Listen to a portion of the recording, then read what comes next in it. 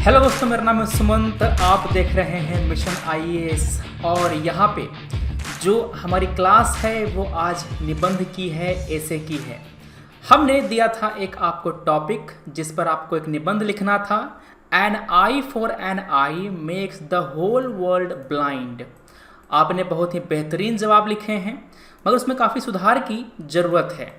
तो वो जो ऐसे है इसमें क्या आपसे अपेक्षा की जाती है, आपसे उस निबंध में क्या अपेक्षा की जाती है हम डिस्कस करेंगे, और आपको क्या एक्स्ट्रा लिखना था, उसमें क्या पॉइंट वहाँ पर हो सकते थे, सब बातें हम वहाँ पर डिस्कस करेंगे।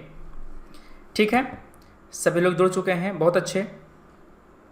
ठीक है, बिशन, मुकुल, राजमणि, देविका, संतोष, कुणाल, ममता, प्रीति, कपिल, रितेश, विनोद, लवप्रीत, ज्योतिस्मिता, कस्तूरी राणा, रोहित सिंह, दिव्यांशु, राम कुमार, अंजू, सोनिया, सुशील, समांथा, शिवानी कनौजिया, अनीता मलिक, बहुत अच्छे। आरआरसी वर्ल्ड, कृष्णदास, सविता कुमारी, प्रवेश, बहुत ही बेहतरीन।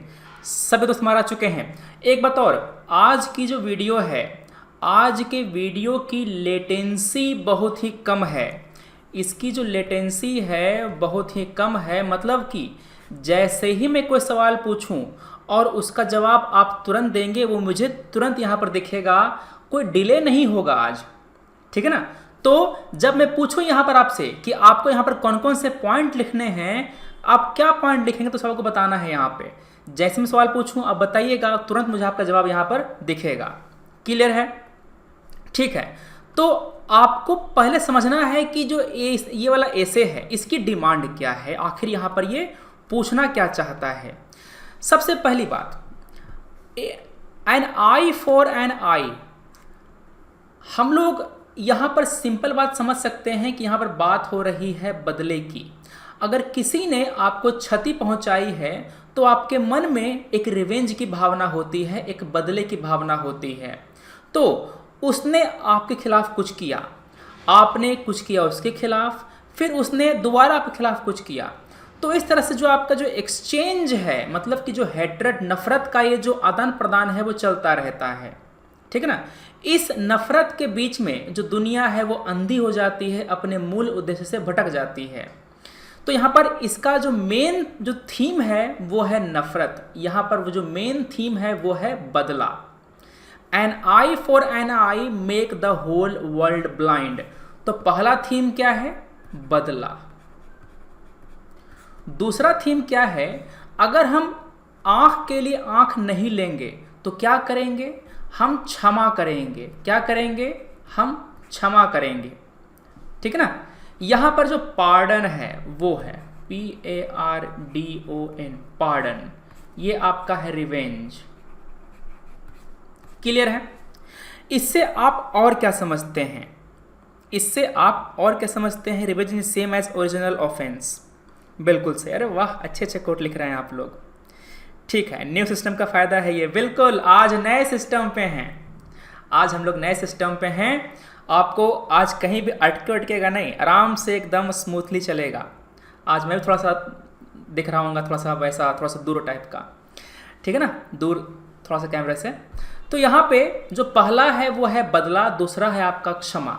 तो इस ऐसे का आप शुरुआत कैसे करेंगे, इस उत्तर का आप शुरुआत कैसे करेंगे, ये सबसे पहली बात होती है। हमने आपसे जो मेरा उत्तर है वो मैंने शेयर किया था, आपके साथ जो मैंने अपना उत्तर है वो मैंने शेयर किया था, याद है? कहाँ गया मेरा उत्तर? मेरा उत्तर खो गया मेरे। हाँ, मिल गया। ठीक है,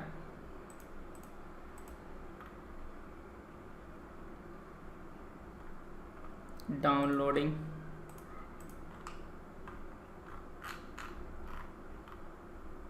अभी डाउनलोड में देखो ध्यान से।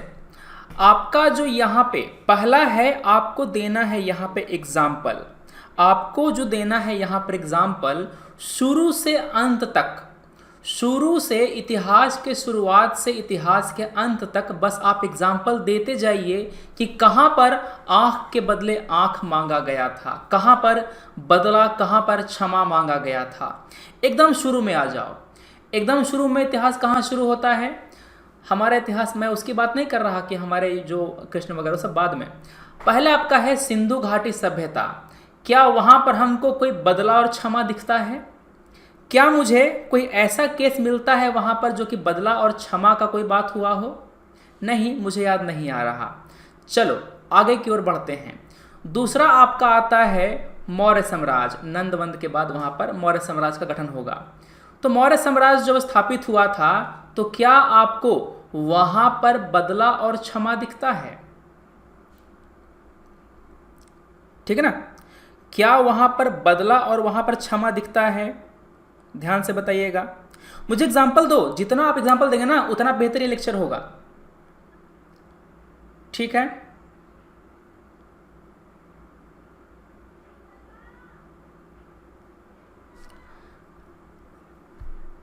मौर्य काल में क्या हमको दिखता है बदला और क्षमा? अशोक के टाइम में, कलिंग में,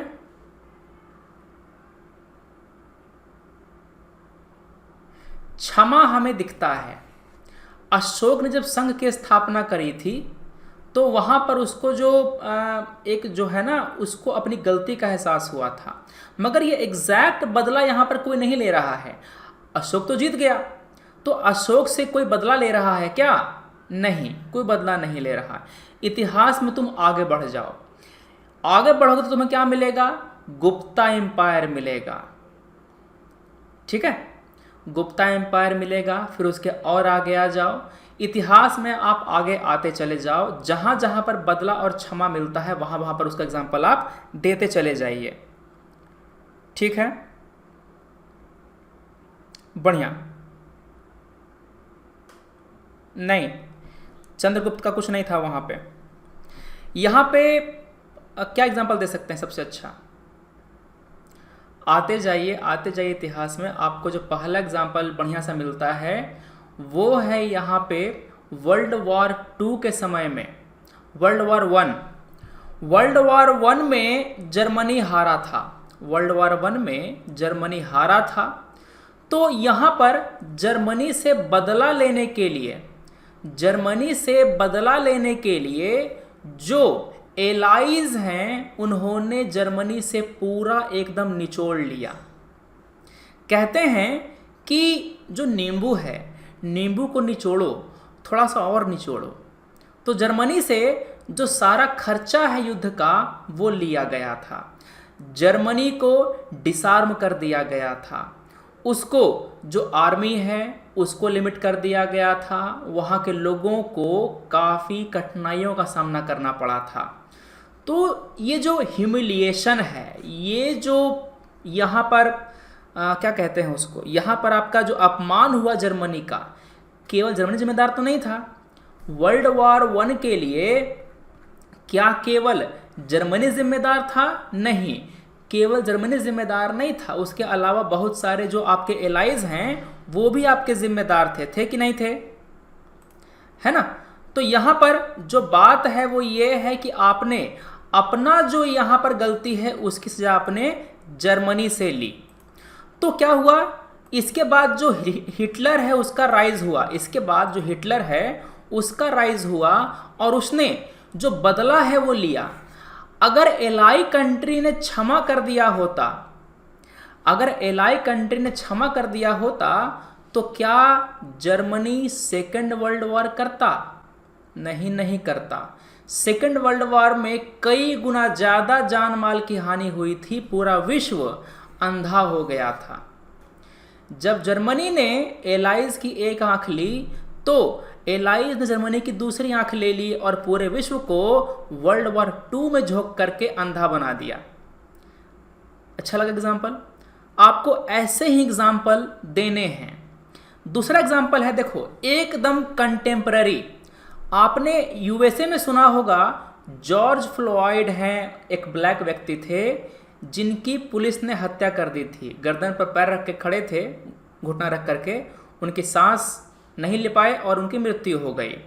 ठीक है, यहाँ पे जो ब्लैक कम्युनिटी है अमेरिका का वो काफ़ी गुस्से में है। ब्लैक कम्युनिटी है वो काफ़ी गुस्से में है। उन्होंने एक स्टेटमेंट दिया, you are lucky that black people are asking for equality and not for revenge. White लोगों से उसने कहा कि तुम बहुत खुदकिस्मत हो कि हम लोग तुमसे केवल बराबरी चाहते हैं, तुमसे बदला नहीं चाहते। अगर ब्लैक कम्युनिटी वाइट कम्युनिटी से बदला लेगा तो क्या होगा? एक गृह युद्ध छिड़ सकता है, जो समाज में जो अशांति है वो फैल सकता है, देश का पूरा जो माहौल है वो खराब हो सकता है। क्या हम इसका सेम केस देख सकते हैं भारत में? भारत में केस आपका है जो है दलितों का, जो केस है वो दलितों का है। जिस तरह से पूरे इतिहास में दलितों को सताया गया है, दबाया गया है, दलित आज केवल बराबरी चाहते हैं, है ना? क्या दलित आपसे रिवेंज चाहते हैं? क्या आपसे बदला चाहते हैं कि तुमने हमको अछूत क्यों माना इतने साल, इतने सदी? पीढ़ियां बर्बाद कर दी दलितों की, है ना? उनमें जो कॉन्फिडेंस है वो नहीं रहा जरा भी। तो क्या वो लोग रिवेंज मांग रहे हैं? क्या बदला मांग रहे हैं? नहीं। उन्होंने कहा कि हम क्षमा करते हैं आपके गुनाहों के लिए, हमें बस इक्वालिटी दे दो। तो आप ये जो 3 एग्जाम्पल है, इससे अगर आपने शुरू कर दिया, पहला एग्जाम्पल दुनिया का, दूसरा एग्जाम्पल आपके इंडिया का ही, तीसरा भी आपके इंडिया का ही, क्या मज़ा नहीं आ जाएगा? आएगा ना मज़ा? ठीक है, बढ़िया, ठीक है। एक बात और, यहां पे आपने देखो, हमने आपको अभी तक 3 एग्जाम्पल दिया है। क्या दिया है? पहला एग्जाम्पल दिया है हमने वर्ल्ड वॉर 1, वर्ल्ड वॉर 2 का, हिटलर का मैंने एग्जाम्पल दिया है। दूसरा मैंने एग्जाम्पल दिया black community, black versus white, USA का। तीसरा मैंने एग्जाम्पल दिया दलित, दलित। चौथा एग्जाम्पल क्या है जी? चौथा एग्जाम्पल है, मान लो कि अस्पताल में आप अपने किसी परिजन को ले गए, आप अपने किसी परिजन को ले गए, किसी कारण से परिजन नहीं बच पाए, उनकी मृत्यु हो गई। तो कई सारे जो होते हैं लोग, वो डॉक्टर को ही मारने लग जाते हैं, उनको लगता है कि डॉक्टर ने ही मारा है। तो होता क्या है, पेशेंट का घर वाला मारता है डॉक्टर को, डॉक्टर बैठ जाता है हड़ताल पे। क्लियर है? वो बैठ गया हड़ताल पे। अब होगा क्या, डॉक्टर के हड़ताल पे बैठने के कारण जो बाकी मरीज हैं उनको नुकसान होता है, उनको नहीं मिल पाता इलाज। तो कौन होता है प्रभावित? जो पूरा दुनिया है वो बनता है अंधा, वो होता है प्रभावित। तो यहाँ पर जो मरीज है, मरीज डॉक्टर, यहाँ पर ये कर देंगे, ठीक है ना, मरीज डॉक्टर भिड़ंत। क्लियर है? चलिए, आपके पास और कोई एग्जाम्पल हैं? बैकवर्ड क्लास एम की गांधी ने किया था दलित लोगों को इक्वल करने का स्वराज के लिए। ठीक है, स्टार्ट कैसे करें? स्टार्ट आपको एग्जाम्पल से ही करना है। अच्छा, शुरू कैसे करें? ऐसे को शुरू करने का सबसे अच्छा तरीका है उसका कंटेक्स्ट बता दो, उसका कॉन्टेक्स्ट बता दो। मतलब कि उसका जो रिसेंट टाइम में, हाल के समय में कोई अगर एग्जाम्पल है तो वो दे दो। मतलब कि ये ऐसे पूछा क्यों गया है, an eye for an eye make the whole world blind. यहां पर जरूर कुछ ना कुछ बात हो रही होगी बदले की। अगर इस मेंस में सवाल पूछ दे, इस ऐसे में सवाल पूछ दे, तो हम क्या कहेंगे? ये पूछा गया है, हो सकता है ब्लैक कम्युनिटी के बारे में ही। जो एग्जामिनर है उसको ब्लैक वर्सेस वाइट दिखा होगा, उसने सवाल ये वाला आपको पूछ दिया। क्लियर है? तो यहां पर आपको शुरू करना है एग्जाम्पल दे करके, ठीक है ना? आपको शुरू करना है एग्जाम्पल दे करके। मैंने शुरू कैसे किया है वो देखो, यहां पे देखो, an eye for an eye makes the whole world blind, it is a famous quote stated by our Gandhi ji. The statement was made in the backdrop of rise in communal right in pre-independent India. ये जो coat है, coat का मैंने context बता दिया कि आखिर coat Gandhi ji ने कहा क्यों था। भारत में दंगे हो रहे थे। आज़ादी के पहले पाकिस्तान की डिमांड करी जा रही थी और दंगे हो रहे थे। होता क्या था, मुस्लिम लीग ने एक दंगा कराया तो हिंदू उस दंगे का बदला कहीं और लेते थे। बंगाल में कोई दंगा हुआ, मतलब कि अगर कोई दंगा मुस्लिम मेजोरिटी इलाके में हुआ है ना, तो अगला दंगा हिंदू मेजोरिटी इलाके में होता था। समझ बात, मतलब कि एक दंगे का बदला दोबारा लेते थे। गोधरा कांड हमारे यहाँ हुआ, ठीक है ना। तो हम लोग देखते हैं कि किस तरह से जो बदले की भावना है वो इंसान को अंधा कर देती है। तो मेरा जो उत्तर है वो शुरू हुआ है यहीं से, ठीक है। मेरा जो उत्तर है वो शुरू हुआ है यहीं से।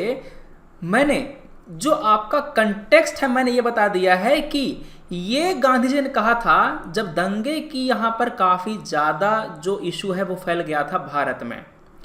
To pacify the moderate and revolutionary extremist Morley Minto reform were introduced to implement this reform ICA 1909 was passed. अब इसने किया क्या कि इसने सेपरेट इलेक्टोरेट प्रोवाइड करा दिया, ठीक है ना। मतलब मैं थोड़ा सा बैकग्राउंड में जा रहा हूं कि आखिर शुरुआत कहां से हुई इन सब की, क्लियर है। तो आप उत्तर में करना क्या है, जो कोर्ट है, कोर्ट को आपको बार बार स्ट्राइक करना है, कोर्ट को आपको बार बार स्ट्राइक करना है एग्जाम्पल दे करके। जितना आपको एग्जाम्पल याद आए सारा एग्जाम्पल आप दे दीजिए। पांचवा क्या हो गया जी, पांचवा आपका हो गया हिंदू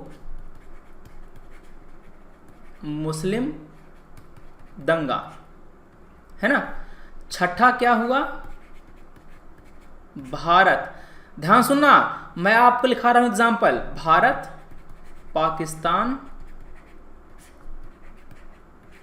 युद्ध, ठीक है ना। सातवां ट्रेड वॉर, ट्रेड वॉर। जैसे ही यूएस ने टैरिफ लगाया, चाइना ने दोबारा काउंटर टैरिफ लगाया, है ना। तो ट्रेड तो एग्जाम्पल हो गया, जो ट्रेड वॉर है ये भी तो एग्जाम्पल है आई फॉर एन आई का। समझ गए बात। तो किस तरह से आपका जवाब आपके एग्जाम्पल के जरिए लिखा जाएगा, क्या आप समझ सकते हैं। अच्छा, ए से शुरू कैसे करना है आपको मैंने पैराग्राफ बता दिया, मगर रियल में शुरू कैसे करना है ये समझो। जैसे ही आपको टॉपिक मिल जाए, टॉपिक मिलते ही आपको आ जाना है एकदम पिछले पेज पर। पिछले पेज पर आ करके जो पूरा फ्रेमवर्क है वो बना लो। क्या करो, जो पूरा फ्रेमवर्क है वो बना लो। देखो मैंने कैसे बनाया है फ्रेमवर्क, मैंने जो सारे एग्जाम्पल है वो मैंने लिख लिया है। जो पॉलिटिक्स है, पॉलिटिक्स में कौन सा एग्जाम्पल है, जो आपका यहां पर वर्ल्ड वाले में कौन सा एग्जाम्पल है, कोल्ड वॉर। कोल्ड वॉर में एक जगह जीता था यूएसएसआर, तो उसको हराने के लिए दूसरा जगह रेस शुरू होता था अमेरिका के द्वारा, ठीक है ना। तो पहला आपका है अंतरराष्ट्रीय संबंध में क्या क्या इशू है, इजराइल फिलिस्तीन का, सऊदी ईरान का, US China, US Russia, Indo पाक। ये जो आपको 5 संबंध दिख रहे हैं ये सारे संबंध कटु हैं, सब में बदला की भावना है।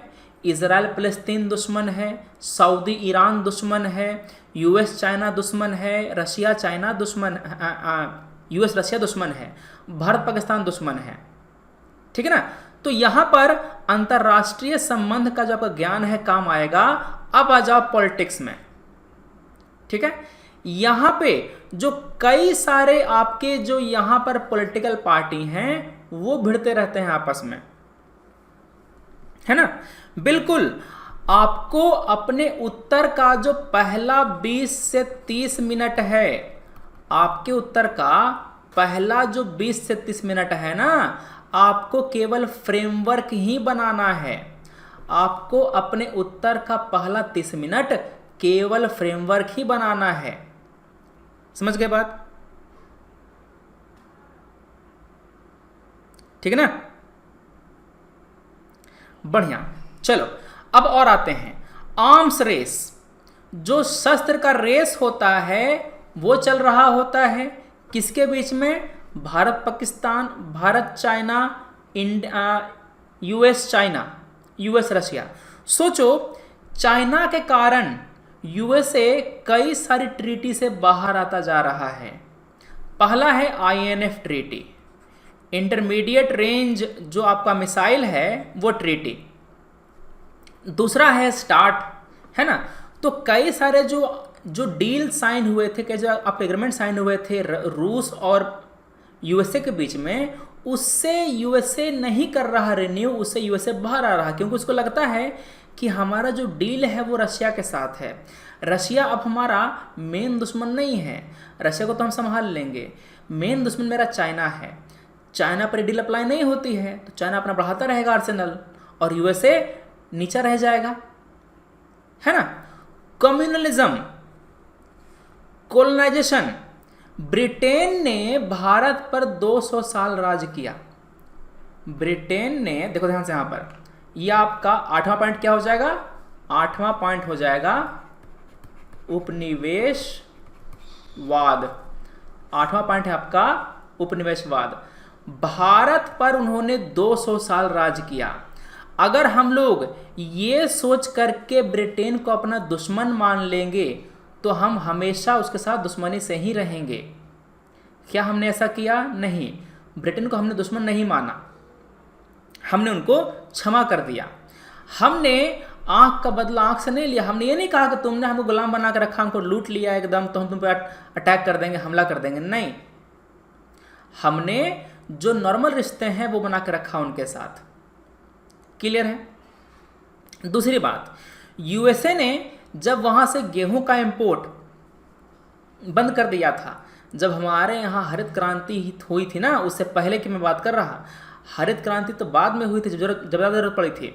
उसके पहले गेहूं का होता था इंपोर्ट यूएसए से, ठीक है ना। तो गेहूं देने के बदले यूएसए भारत की पॉलिसीज को कंट्रोल किया करता था, ठीक है। तो यहां पर क्या हमने ये बदला लिया है यूएस से? नहीं, बदला नहीं लिया हमने, है ना। तो यहां पर ये बातें हैं। अच्छा, काउंटर में क्या होगा सर?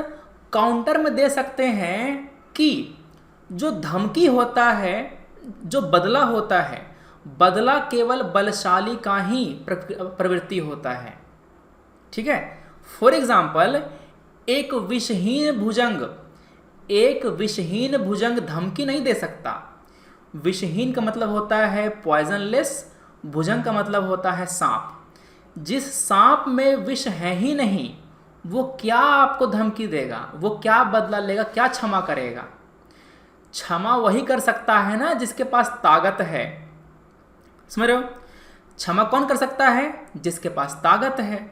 बलशाली के पास ही क्षमा का गुण होता है, कमजोर क्षमा कर ही नहीं सकता, उसके पास गुण ही नहीं है, समझ रहे बात। तो यहां पर आप दे सकते हैं एग्जाम्पल कि कई सारे कंट्री जो हैं वो मजबूरी में क्षमा किए, मजबूरी में उन्होंने अपना जो कदम है उसको उठाया, ठीक है। आपको लैपटॉप में क्लियर नहीं दिख रहा, आप जो वो है रेजोल्यूशन हाई कीजिए, अपना 720 पिक्सल पे कर लीजिए या 40 पिक्सल पे कर लीजिए, आपको साफ दिखेगा एकदम, ठीक है।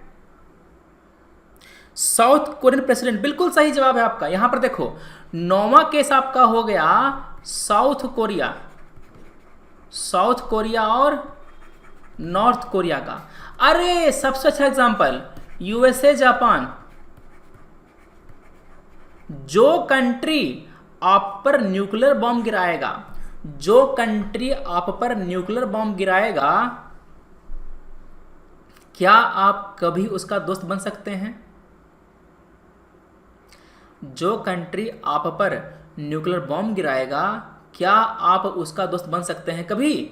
नहीं बन सकते। मगर देखो यहां पर यूएसए और जापान आपस में एलाई हैं, क्वाड का पार्ट हैं,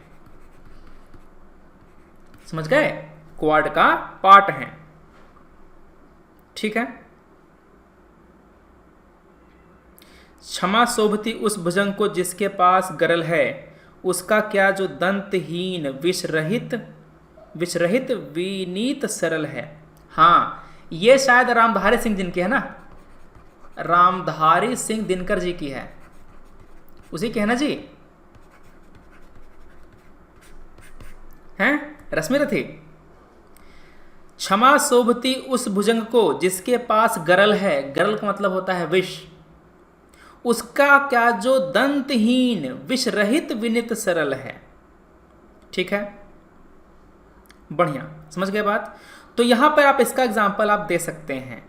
अरहत इंडियन के पास काफ़ी ताकत है, जिसके बाद इंडिया पाकिस्तान को समाना करता है, बहुत अच्छा एग्जाम्पल। ठीक है, तो यहाँ पे आप इन सभी एग्जाम्पल को सोचो, 10 एग्जाम्पल अगर आप 10 को हम मेंशन करते हैं तो कम से कम 10 पैराग्राफ तो होगा ही, 10 पैराग्राफ तो होगा ही। अब सोचो मेरा एक पैराग्राफ कितने वर्ड का है, आपके एक पैराग्राफ में कम से कम आपके 100 वर्ड आएंगे। ठीक है ना, अगर एक लाइन में अगर आप 10 लाइन लिख, जैसे कि अगर एक लाइन में आप 10 वर्ड लिख पाते हैं तो आप 100 लाइन लिख देंगे वहां, 10 लाइन लिख देंगे वहां पर 100 वर्ड हो जाएगा। ठीक है ना, तो यहां पर 10 एग्जाम्पल हो गया, प्लस आपके पास कुछ और कंटेंट हो जाएगा, आपका 1200 वर्ड आराम से पहुंच जाएगा, आपका 1200 वर्ड आराम से पहुंच जाएगा भारत नेपाल संबंध। तो ठीक है, चलो और कौन सा पॉइंट है वो देखते हैं। और कौन सा पॉइंट है जी, ट्रेड वॉर यूएसए, मैंने बताया आपको, ट्रेड वॉर यूएसए। ठीक है, economic slow down, job loss, world economy suffered, ये बताया जा रहा मैंने कॉन्सिक्वेंस कि यूएस चाइना के ट्रेड वार से कैसे कैसे दुनिया अंधी हो रही है, दुनिया अंधी कैसे हो रही है वो मैंने बताया है। अब देखो मैंने इसको डिवाइड किया था अलग अलग लेवल पर। वर्ल्ड लेवल पर मैं कैसे लिखूंगा ऐसे, जो आपका सब कॉन्टिनेंट लेवल है इस पर क्या क्या इशू है, जो नेशनल लेवल है यहाँ क्या क्या इशू है, स्टेट लेवल पर, इंस्टीट्यूशनल लेवल पर और फैमिली लेवल पर। ये जो 6 लेवल हैं हमारे समाज के, उसमें क्या क्या एग्जाम्पल हो सकते हैं। ठीक है, फॉर एग्जाम्पल आपका नेशनल लेवल पर इशू हो सकता है केरला, केरला और जो आपका कर्नाटका का जो इशू है, जो तमिलनाडु का जो इशू है ना, ये सब जो वाटर शेयरिंग इशू है वो आ जाएगा। ठीक है, दूसरी बात जो हमारे यहाँ नफरत है, जैसे कि जो नॉर्थ इंडियन जो लोग हैं, यूपी बिहार के लोग, उसको भगाते हैं महाराष्ट्र से, तो वैसा ही काम कर सकते हैं दूसरी जगह पर, जो दिल्ली है वहाँ से भगाओ मराठियों को, है ना। तो ये क्या होगा, ये तो बदले की भावना होगा एक तरह से। ठीक है, जी हाँ, मैंने ब्रिटेन इंडिया का एग्जाम्पल दे दिया है। आप कहाँ थे अभी तक के, जो ब्रिटेन इंडिया का मैंने एग्जाम्पल दिया ना अभी, कि आखिर ब्रिटेन से भारत क्यों नहीं कहता कि तुमने हमको इतने साल गुलाम बनाया था, हम तुमसे लड़ेंगे, लड़ाई करेंगे। यहां पर लिखा हुआ नहीं है, देखो यहां पर लिखा हुआ उपनिवेशवाद, उपनिवेशवाद इंडिया यूके। ठीक है ना, समझ गए। और क्या है, फैमिली लेवल का एग्जाम्पल। फैमिली लेवल में एग्जाम्पल क्या है, जो भाई भाई में लड़ाई होता है उसको दे सकते हैं आप। जो फैमिली है ना, फैमिली पर एग्जाम्पल क्या है, भाई भाई की लड़ाई, भाई भाई की लड़ाई, है ना। और क्या, जो आपका संस्था है वहां पर डिपार्टमेंट में भिड़ंत होती है बजट के लिए। गवर्नमेंट का जो डिपार्टमेंट होता है ना, वहां पर होती है भिड़ंत बजट के लिए, कि हमको ज़्यादा चाहिए, आपको बोलता हमको ज़्यादा चाहिए। तो इसी कारण से आपके जो रिसोर्स हैं उसका प्रॉपर रचना नहीं हो पाता, मतलब कि रिसोर्स का प्रॉपर यूटिलाइजेशन नहीं हो पाता। समझ गए बात, क्लियर है, बढ़िया है ना।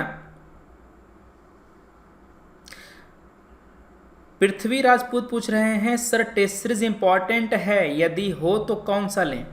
क्या आपको लगता है कि किसी टेस्ट सीरीज में आपको ऐसे बताएगा बिठा करके कि कहाँ पर क्या लिखना है, कौन कौन से पॉइंट लिख सकते हैं आप। अगर पैसे हों तो मेरे अकाउंट में भेज देना, ठीक है ना। क्लियर है, मैं पढ़ा दूंगा आपको ऐसे, ठीक है। चलो ये तो बातें हो गई। कौन कौन से पॉइंट यहाँ पर हो गया, तो फैमिली के लेवल पर, संस्थागत स्तर पर, राज्य के स्तर पर, नेशनल लेवल पर, सब कॉन्टिनेंट लेवल पर क्या हो गया आपका, इंडिया पाकिस्तान, इंडो पाकिस्तान, ये हो गया ना, इंडो श्रीलंका, ठीक। तो यहां पर ये सारी आप एग्जाम्पल दे सकते हैं। इन्हीं एग्जाम्पल को लेकर के मैंने सारा जो ये एसे है वो लिखा है, ध्यान से देखो, इस एसे में मैंने यही सारे एग्जाम्पल को यहां पर लिखा है, ठीक है। पहला मैंने कवर कर दिया दंगा, दंगा स्कोर्स वेयर सेटल्ड। दूसरी बात यहां पे जो अगला एग्जाम्पल है world politics inter relation. Before independence, India was a colony of Britain. Africa was scrambled by different imperial power among themselves. Similarly, China was an international colony. In the beginning phase of imperialism, when one imperialist state lost one colony, it had other regions to colonize.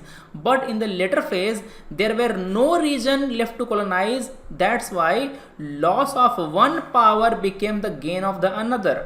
चूंकि अब लूटने के लिए कुछ है ही नहीं, तो क्या करेगा, जो कंट्री है आपस में वो लूट मट मचाएगा। जैसे कि जो मेरा है वो पकड़ा हुआ रहेगा, वो है ना। जैसे कि मान लो कि खेलते हैं ना वो खेल, जहाँ पर कुर्सी लगी होती है, लोग घूमते हैं और स्टॉप बोलते ही वो लोग जाकर कुर्सी पर बैठ जाते हैं। अगर कुर्सी ढेर सारी है तो अगर आप धीरे धीरे भी घूमेंगे, ठीक है, अगर आप धीरे धीरे दौड़ कर बैठेंगे तो आपको कुर्सी मिल जाएगी। मगर कुर्सी हो ही नहीं, बहुत कम कुर्सी हो, तो क्या करेंगे, आप भागते फिरेंगे, है ना, ताकि कुर्सी हम उस पर हम कब्जा कर सकें। तो यहाँ पर जो कॉलोनी है उनके लिए कन्फ्लिक्ट हुआ था आई फॉर एन आई। देखो मैंने हर एग्जाम्पल में आई फॉर एन आई को स्ट्रेस दिया है, मैंने हर एग्जाम्पल में इसको स्ट्रेस दिया है ताकि एग्जामिनर को लगे कि हाँ मैं सही रास्ते पर हूँ, मैं पॉइंट उसको डील कर रहा हूँ।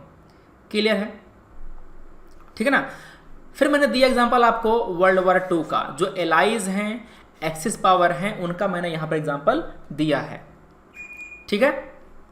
चलो फिर यहां पर जो रूस पर जो ट्रीटी रखी, ध्यान सुनना, वर्ल्ड वॉर 1 में जब रशिया युद्ध से बाहर निकलना चाह रहा था, वर्ल्ड वॉर 1 में जब रूस वर्ल्ड वॉर 1 से बाहर निकलना चाह रहा था, तो जर्मनी ने क्या किया, जर्मनी ने उस पर बहुत ही कड़ा ट्रीटी लगाया था। जर्मनी ने रशिया पर बहुत ही कड़ा ट्रीटी लगाया था। अब रूस तो निकल गया, फंस गया जर्मनी। अब जर्मनी जब हारा तो एलाइज कंट्री ने जर्मनी से सारा जो पैसा है वसूल किया, ठीक है। एलाइज ने जर्मनी से जो सारा जो जुल्म किया था रशिया पे, सब वसूला इससे। अब क्यों दुख हो रहा है आपको जब वसूल रहा है आपको, अब तो पूरे मजे वसूले थे जर्मनी से, है ना। तो यहाँ पर आंख के बदले जो आंख है वो लिया जा रहा है, ठीक है। रूस का जो वहाँ पर बेइज्जती हुआ था उसके बदले जर्मनी से सब कुछ वसूला जा रहा है वर्ल्ड वॉर 1 के बाद, ठीक है ना। ट्रीटी ऑफ वर्साइल साइन होती है, जर्मनी को इंक्लूड किया जाता है, अनदर आई वाज टेकन। तो यहाँ पर किस तरह से हमने दिखाया है कि जो दोनों आंखें वो जा रही हैं और विश्व आपका अंधा हो रहा है, समझ गए, क्लियर है, बढ़िया। तो इस तरह से आपको जो आंसर है वो लिखना है पार्ट बाय पार्ट, आपको हर एग्जाम्पल को यहाँ पर मेंशन करते चलना है। देखो यहाँ पर अब हम आ गए यहाँ पर वर्ल्ड जियोपॉलिटिक्स में। At the UN we one nation vote against the interest of another nation, then the suffering nation also pays back later, and this way they both suffer. For example, China जो है वो vote करता है भारत के खिलाफ NSG में, supplier group में, और यूएनएससी में भी। तो भारत भी करता है उसके खिलाफ वोट, मगर यहाँ पर नुकसान दोनों को हो रहा है, कोई जीत तो रहा नहीं है, तो ये समस्या है, ठीक। चलो तो ये आपके हो गए पॉइंट, इन सब पॉइंट को आपको लिख करके आपको ऐसे में लिखना था। तो ये सारे पॉइंट हैं, आपको मैंने कॉपी पहले ही दे दिया है ताकि आप एक बार पढ़ करके समझ लें कि हाँ मेरे कॉपी में कैसे कैसे पॉइंट होने चाहिए थे, हम क्या कर सकते हैं और क्या नहीं कर सकते हैं। अब करते क्या हैं, हम लोग कुछ उत्तर देखते हैं टॉपर्स का और समझते हैं कि आखिर कैसे वो लोग अपने उत्तर को लिखते हैं। टॉपर अपने उत्तर कैसे लिखते हैं हम वो समझते हैं पहले,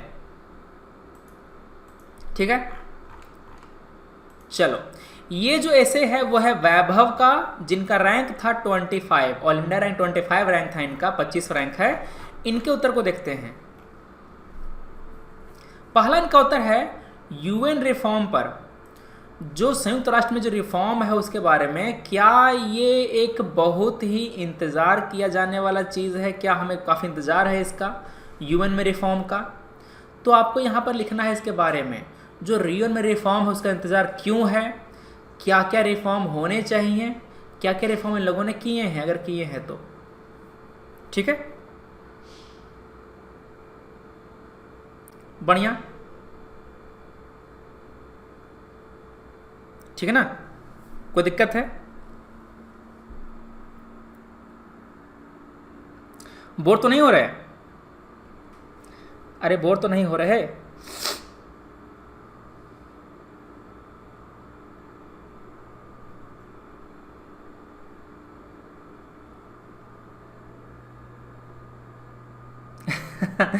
चलो कोई बात नहीं, इसको आप समेटते हैं यहाँ पे। तो यूएन का जो रिफॉर्म है इसके बारे में बताया है। इसका मतलब क्या है कि आपका जो जनरल स्टडीज़ है, आपका जो जीएस है ना, आप जब जीएस की तैयारी करते हैं तो आपका जो कंटेंट है ऐसे के लिए वो तैयार हो जाता है। क्या होता है, निबंध के लिए आपका जो कंटेंट है तैयार हो जाता है, आपको बस लिखने आना चाहिए, आपको बस लिखने आना चाहिए। तो इसी कारण से हम लोग यहाँ पर प्रैक्टिस करते हैं ऐसे का। हम लोग करते क्या है, हम लोग करते हैं प्रैक्टिस ऐसे का। देखो ना कैसे शुरू किया है इन्होंने, वैभव ने शुरू किया है जो अपना अखबार का जो हेडलाइन है वो देख करके उन्होंने कहा, some of the national daily had following headlines in the recent past. USA pulls out of the Iran nuclear deal. USA जो ईरान डील है उससे बाहर आ गया है। दूसरा, जो सऊदी अरेबिया है उसने अटैक कर दिया है यमन पर। जो नॉर्थ कोरिया का जो आपका नाभिकीय हथियार है उसने धमकी दी है कि जो गुआम है इसको हम हिट करेंगे। गुआम किसका है, गुआम यहाँ पर यूएसए का है। यहाँ पे USA and China launches fresh set of tariff on each other deepening the trade war. तो यहाँ पर आपका जो समस्या है वो यहाँ पर बताई गई है। एक बात और, यूएन में क्या क्या समस्याएं हैं, समस्या को सॉल्व करने के लिए ही तो रिफॉर्म होता है। तो पहले बताओ कि समस्या क्या है, ठीक है। समस्या बताने के बाद आप बताएंगे कि हमें जरूरत क्यों है यूएनएससी में रिफॉर्म की, यूएन में रिफॉर्म की, हमें जरूरत क्या है, व्हाट इज द नीड, ठीक है। और क्या इसके बाद क्या,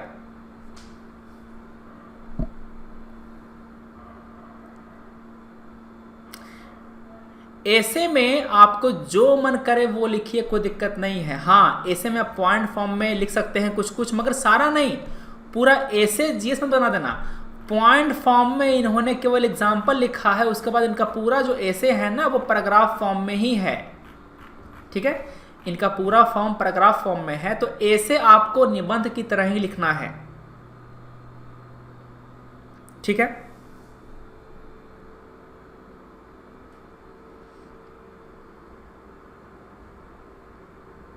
क्लियर है यहाँ पे?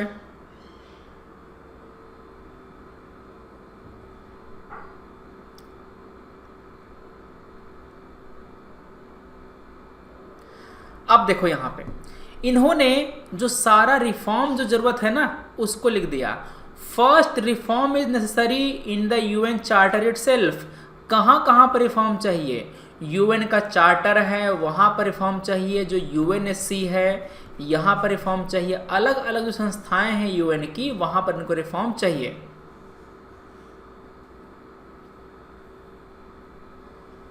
ठीक है। जो आर्टिकल 2 है चार्टर का वो यूएन को किसी कंट्री के डोमेस्टिक अफेयर में इंटरवीन करने का परमिशन नहीं देता, ठीक है ना। मतलब कि यूएन किसी कंट्री का जो इंटरनल मैटर है वहां पर नहीं कर सकता इंटरवीन, उसको इजाजत नहीं है आर्टिकल 2 के अंतर्गत। तो यहां पर आपको होना चाहिए अमेंडमेंट। पहली बात, जो यूएन है उसको होना चाहिए ओवरराइडिंग पावर, कि कोई कंट्री में अगर कोई तानाशाह है, अगर कोई अत्याचार कर रहा है तो उसके खिलाफ एक्शन ले सकता है, ठीक है। बढ़िया, हाँ कस्तूरी पूछिए। तो यहां पर आपकी ये बातें हैं जैसे कि Rwandan genocide, reference of enemy state. फिर यहां पर अच्छा एक बात बताओ, एक क्वेश्चन, ये एक पॉइंट यहां पर और है, जो यहां पे पाकिस्तान ने हमको मोस्ट फेवर्ड नेशन, पाकिस्तान ने हमको मोस्ट फेवर्ड नेशन का दर्जा नहीं दिया,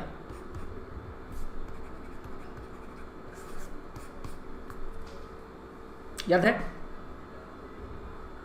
या आप एक और ले लो, फ्रेंडशिप, 12 नंबर पॉइंट, फ्रेंडशिप, ठीक है। भारत ने पाकिस्तान को नहीं दिया, मतलब पाकिस्तान नहीं दिया भारत को, मगर भारत ने दिया पाकिस्तान को दर्जा एमएफएन का। तो यहाँ पर सब बातें हैं। अच्छा, ये जो पेपर है वो है यूपीएससी मेंस 2019 का, पहले ही दिन पेपर हुआ था, ठीक है। चलो, यहाँ पर ऐसे कौन से लिखना है आपको यहाँ पर ये बताया गया है। आपको इन दोनों, इन 8 में से कोई 2 ऐसे आपको चुनकर लिखना है। एक आप चुनेंगे इसमें से, एक आप चुनेंगे इसमें से, ठीक है। तो जो मैंने चुना था एग्जाम हॉल में वो था आर्टिफिशियल इंटेलिजेंस का rise, rise of AI, the threat of jobless future और better job opportunity through reskilling and upskilling. Clear है? तो यहाँ पर ये बातें हैं। मैंने चुना था 8 नंबर, मैंने चुना था यहाँ पर 4 नंबर, 4 और 8 मैंने यहाँ पर चुना था,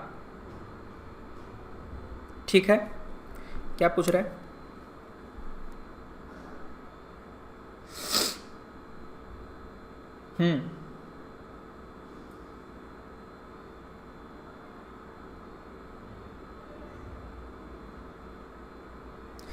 देखो, मेरा जो आंसर है, ये आंसर मेरा गया है कितने पेज में?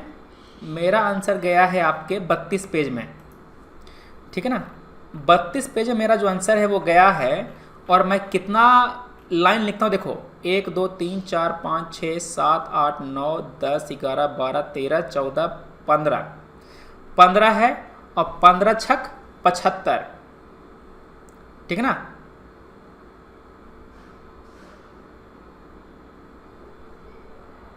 मतलब 75 होता है, 15 छक 90 होता है 90। तो 90 वर्ड हमारे यहाँ पर 15 पचे 75, 15 छक 90, ठीक है ना। तो यहाँ पर आपका जो यहाँ 90 वर्ड में लिख रहा हूँ एक पेज में, तो 2 पेज में हो गया 180, मोटा मोटी 200 मान लो। तो एक पेज में मैं लिख रहा हूँ 200, तो 6 पेज, मतलब 6 दूना 12 लिख सकते हैं। यहाँ पर 2 आंसर यहाँ पर लिखे गए हैं। नहीं, ये तो 13 पेज, सॉरी, ये 13 पेज है जी, 32 पेज नहीं है, ये 13 पेज है। 32 पेज तो उनका था 2 ऐसे का, ठीक है। 13 पेज का ऐसे है, आप इतना लिखना होता है। तो 13 पेज क्या है? कुछ नहीं है। सोचो, 13 पेज पहला ऐसे, 13 पेज दूसरा ऐसे, 13 दूना 26 पेज, कुछ नहीं है जी 26 पेज। मेंस में हम लोग एक आंसर लिखते हैं 2 पेज में, और 20 पेज होता है, मतलब कि 46 पेज। जीएस पेपर में हम लोग 46 से ऊपर पेज लिखते हैं, हाथ सूज जाता है लिखते लिखते एग्जाम हॉल में, ठीक है ना। तो आपको मैं संडे को दोबारा एक ऐसे दूंगा, और उस ऐसे में क्या क्या पॉइंट है मैं आपको डिस्कस करूंगा, और कैसे लिखना है आपको मैं टॉपर की कॉपी देख करके बताऊंगा, ठीक है ना। अब का जो ऐसे होगा वो टॉपर की कॉपी से होगा, और टॉपर ऐसे कैसे लिखते हैं वो सब बातें मैं आपको बताऊंगा, ठीक है। चलो, जो कल का सवाल है वो है आपका यहां पे आर्ट एंड कल्चर से। आर्ट एंड कल्चर का सवाल है, सवाल कह रहा है enumerate the salient features of bhakti movement in the medieval period, comment on its role in the growth of regional languages in India. सवाल कह रहा है कि जो भक्ति मोमेंट है इसका जो मेन फीचर है मध्यकालीन भारत में वो बताइए। पहला है कि इसका जो फीचर है ना वो बताइए। दूसरी बात, जो क्षेत्रीय भाषाएं हैं इनके प्रचार प्रसार में भक्ति का क्या रोल रहा है। तो यहाँ पर सवाल में दो बात पूछा गया है आपसे। पहला, भक्ति आंदोलन का बेसिक फीचर क्या है। दूसरा, क्षेत्रीय भाषा के प्रचार प्रसार में, उसके डेवलपमेंट में इनका क्या रोल रहा है। आपके 15 मार्क्स का है, 250 वर्ड में आपको इसका जवाब लिखना है। आप लिख करके सबमिट कीजिएगा। कल आपको इस क्वेश्चन का जो जवाब है वो मिल जाएगा। आपको कल इस क्वेश्चन का जवाब जो है वो मिल जाएगा। ठीक है दोस्तों, उम्मीद है आपने लाइक कर दिया होगा वीडियो। हम लोग मिलते हैं कल अपने अगले वीडियो में। ठीक है, thanks for watching, take care, जय हिंद।